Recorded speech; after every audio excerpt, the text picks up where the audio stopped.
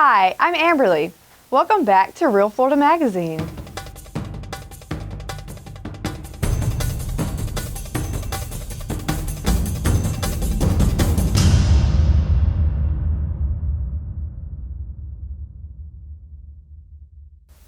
Welcome back. We've got a great time scheduled this weekend. We've got the homecoming for Chipley, Florida. Here now with Dee Harper. Dee, thank you for taking the time to speak with us today. It's got to be exciting for you. Homecoming probably always holds a lot for past homecoming queens. In your case, you were the very first homecoming queen for Chipley High School. How many returning queens replied that they would be here? 32. Out of a possible 64. 64, well. That's not bad. That's very good, out of half of them. That's half of them. That, after all these years, that's pretty good. So. Heck, just being able to remember that you were the homecoming queen would be a success. Absolutely. The one that would remember the most is dead. So I said, oh. And see, that was my junior year, and then our senior year, and then I went off to college, and so I don't know the ones beyond that, except when later years, there were a few that came along, somebody's daughter or granddaughter or something like that. Lots of changes, lots of social changes in your lifetime. Oh, yeah. Coming from the South, probably even more so, during the days of segregation, before the days of integration. And what are your memories, some of your more poignant memories when it comes to, not necessarily the segregation part of it, but just socially, what do you find most different now from the way it was? But everybody, it seems like, was when I was here, I was very civic-minded. And I just talked to someone today, they said they're just not like that anymore for some reason or other, that they don't want to get involved. And even in this Queen stuff, some of them they jumped on that bandwagon right off the bat, but they didn't offer to do anything, to help her. So it's like, okay, what are you going to do?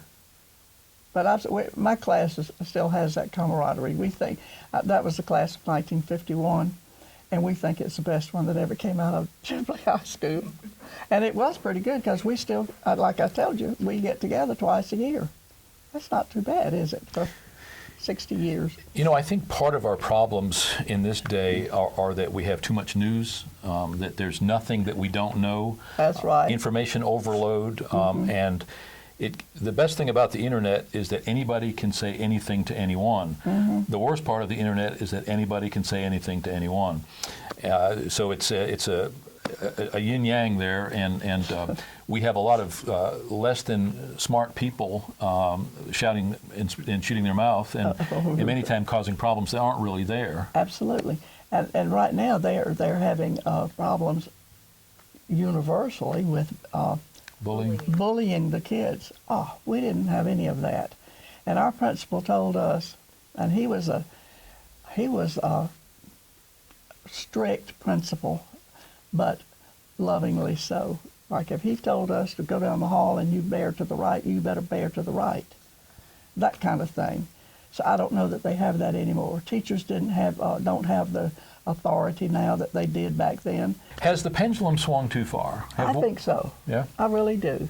Because if the teachers had authority like they did in my day, we wouldn't have all these shootings and bullying and all the bad stuff. Because they couldn't do that. I think that we wouldn't have half the bullying if things were back like when I was in school. Because the kids fought it out in the yard, and the bully found out, hey, that wasn't such a smart thing to do. It's kind of like in the days of the Old West, when everybody had a .45 strapped to their hip. There weren't many smart mouths around, because when you smarted off, you got shot, and that was the end of it. Maybe we ought to do that again. What do you think? I don't think we're far from it. I don't either. But the bullying thing could easily be remedied, but we've got zero tolerance, which is basically a lazy way of taking the decision-making out of the teacher and administration's hands to the point where we've just become stupid. We don't have to think things through anymore. We don't have to make decisions. And I don't mean to get on a soapbox about that, but we are here to talk about homecoming and how that ties in with the whole educational process. And how things have changed. Yeah. Are you looking forward to the next couple of days? Absolutely. Absolutely.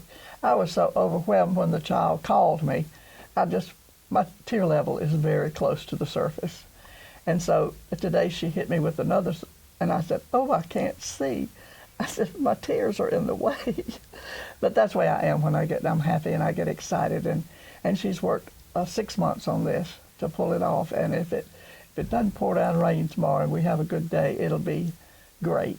Well, with getting the rain out of the way, maybe today, maybe it's going to be cold. Now, they say it's going to be 35 tonight. Burr. Yeah, that's what I heard this morning. And it's starting to be a little more chilly as this front goes through. You said there were 32 out of the 64 homecoming queens that have responded. Mm-hmm. Are you privy to the names of those who have responded? Some of them that I recognize, but in the last 10 or 15 years, I'm not going to know them at all. Sure. I said, just tell me who your mother or your daddy was. I went to a relatively small high school. I think there were 140 in the graduating class or something like that. And I really didn't socialize much with anybody more than a year or two older or younger than me. Oh, honey, there were only 60 in our class. And, of course, I'd come up with all of them from the first grade. So, and, of course, we knew everybody. It was just really great. Where did you actually live during your high school days? Across the street from the high school. Okay. On Church, in that Church Avenue. Uh-huh.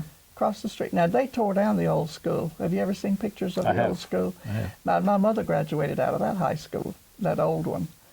And we went to school there. For the first building where the steeple was, the bell tower was, that was first, second, third grade. Then we went across the arcade, and that was fourth, fifth, and sixth. And when you got through with the sixth grade, you got to go across the street. Seventh grade, you were big shots because there was a chance that you could have home study hall with a senior, and they were so bad they misbehaved, and one of my cousins was one of them, and I thought, great, hey, this. But then when I got to be a senior, the senior boys did the same thing. It's funny when you're 15 how old 18 looks. Oh, absolutely. And when you're 18 how old 30 looks. But I think 80 is the new 60. I think so too. I like to think that. Well, we're living longer. When I was younger, 60 was an old man. It was, yeah. 40 was. Yeah.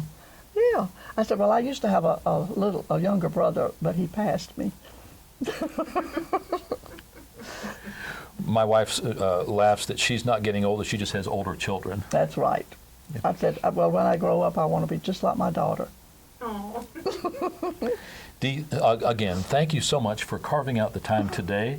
I know that you didn't know what you were getting into, so part of that thank you, I guess I should be thanking your daughter. You should. But we appreciate you being a good sport. We appreciate you taking the time. I think that we've got another interview coming up right after yours, and you're probably going to be here to meet that person, and I understand that at this point it's been kept a secret so far. It has. I have no idea unless it's Santa Claus. Yeah. But this is going to be a fun weekend. Homecoming always is. I think so too, because you see people that you haven't seen in many years, and that's always fun. I love coming home and seeing all these people that I used to know. We went to lunch a while ago, and I started looking around. I'm thinking, there's bound to be somebody in here that I know. Not a soul. That you recognized. That's right. That I recognized. There might have been some in there that I knew, but they just don't look like they used to. Even though we live in Washington County and our business is in Chipley, we try to cover the other surrounding counties too.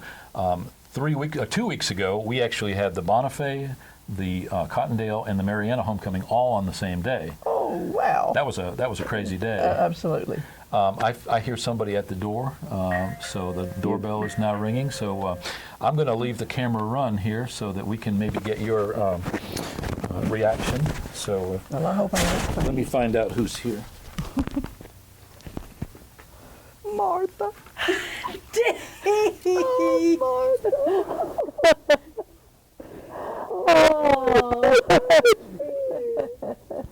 Oh, don't you look great? Don't you look great? You first ever queen.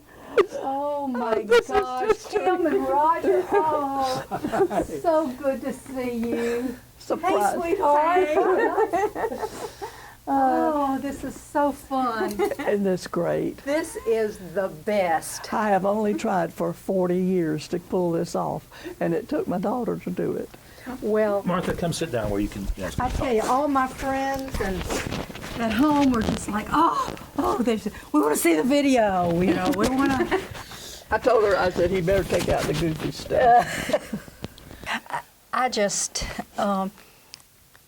whenever I would tell my friends at home about what was happening, everybody would just go, I've never heard of that. What a neat idea. You know, everybody was just... That's the way mine are, the out-of-town ones. Yeah. One of them said, that's historic. No. I said, you're telling me. So she said she wants to hear all about it. I said, okay, I'll call you Saturday. When I get home, I'll tell you all about it. She just thought, and you know, you think about it. That's a long time ago. That's a long time ago. I said, I'm going to tell some of these queens, they weren't half of them weren't even born when they started the first homecoming. Well, Really? and you were the first in 1949. That's right. So, I mean, it was just getting off the ground. Philip Roundtree was fresh from Tallahassee, and so he was gung-ho for the sports department in Chipley High School, and so he thought, why not homecoming? Because, you know, FSU makes a big deal about homecoming. Well, I was already telling Paul, our first one was really primitive, because they were, you know, they were practicing getting it well, in. you were having to invent the wheel. Absolutely, honey, absolutely. And so it got to turning, and so and they're still having it, and it's still wonderful. Don't you just love coming back to Chipley? I just love it. Well, I tell you, when I was telling one of my kids at home about it, they were like, are those people still alive? It's like, yes, they are, you know, but still. Go tell them the one that you came to see was 80, or going to be. No, I can't believe This it. is my birthday celebration my daughter planned for me. Isn't that wonderful? Oh, what a gift. I've been talking about it for 40 years, and she's finally pulled it off on me. She called me 6 months ago, and she said, Mom, this is what I'm doing for your birthday. No questions asked, and no, because I gave up. I tried about 40 years ago to get them all together, and the principal told me, well, if it got done, you'd have to come do it.